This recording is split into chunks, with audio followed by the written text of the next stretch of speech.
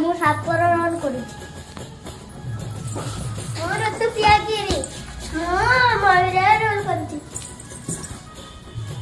ମୋର ନାମ ସୃଷ୍ଟି ମୁଁ ପ୍ରଜାପତି ରୋଲ୍ କରୁଛି। ମୁଁ ଗତିକୃଷ୍ଣ ମୁଁ ବାଘ ରୋଲ୍ କରୁଛି। ମୁଁ ଭାଲୁ ରୋଲ୍ କରୁଛି। ମୁଁ ବୁଢ଼ାଣୀ ରୋଲ୍ କରୁଛି। ମୁଁ ରାଜରାଜ ମୁଁ ବାଉର ରୋଲ୍ କରୁଛି। ମୁଁ ଅଭିଜିତ ଜେନା ମୁଁ ହାତୀର ରୋଲ୍ କରୁଛି। ମୁଁ ମାଙ୍କଡ଼ ରୋଲ୍ କରୁଛି।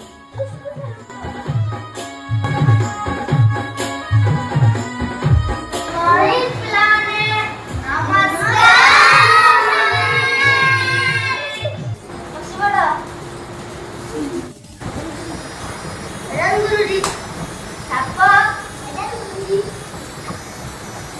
ମୟୂର ଗୁରୁଜୀ ଭାଲୁ ଗୁରୁଜୀ ହାତୀ ଗୁରୁଜୀ ପ୍ରଜାପତି ଗୁରୁଜୀ ବୁଢ଼ିଆଣୀ ଗୁରୁଜୀ କାଉ ଗୁରୁଜୀ।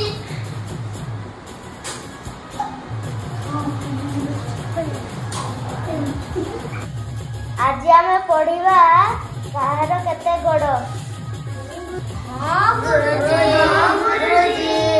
ପିଲାମାନେ କହିଲ ଦେଖି ଗୋଡ଼ ଆମର କଣ ଉପକାର କରେ?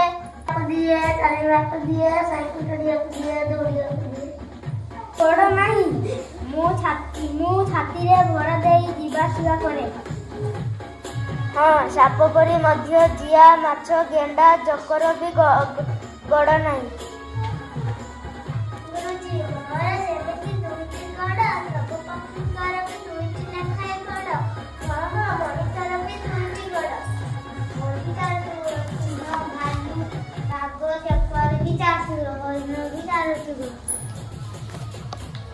ମୋର ବି 4ଟି ଗୋଡ଼ ମୁଁ ଆଗ 2ଟି ଗୋଡ଼ ହାତ ଉପରେ ଗୋଡ଼କୁ ଲଗାଏ।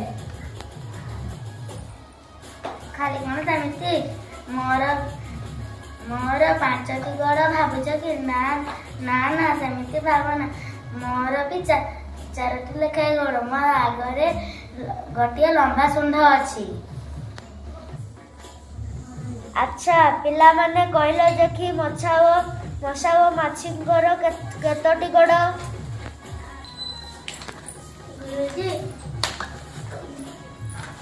ମଶା ମାଛିଙ୍କର ବି 6ଟି ଗୋଡ଼। ମୋର ବି 6ଟି ଗୋଡ଼।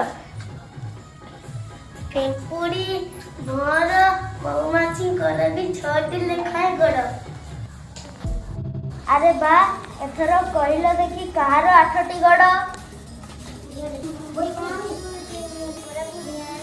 ମୋର 8ଟି ଗୋଡ଼। ମାଙ୍କଡ଼ର ମଧ୍ୟ 8ଟି ଗୋଡ଼। ଆମେ ଜାଲକୁ ସେଥିରେ ଯାଉ। ବହୁତ ଭଲ। ପିଲାମାନେ ଜାଣିଛ କି ଗୋଟିଏ କୀଟ ଅଛି ତାର 30ରୁ ଆରମ୍ଭ କରି 382 ପର୍ଯ୍ୟନ୍ତ ଗୋଡ଼ ହୋଇପାରେ। ଏହି ଅଦ୍ଭୁତ କୀଟର ନାମ ହେଲା ବିଛା।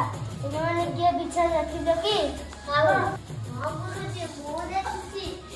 ସେ ପ୍ରାୟ ଅନ୍ଧାରୁଆ ଜାଗାରେ ରୁହେ ଓ ଉଦା ଜାଗାରେ ରୁହେ। ସେ ଗଛର ଛାଲି ଭିତରେ ରୁହେ ଆଉ ଉଦା ଘାସ ପତ୍ର ତଳେ ରୁହେ। ଆରେ ବା ତୁମେ ମାନେ ତ ବହୁତ କଥା ଜାଣିଛ।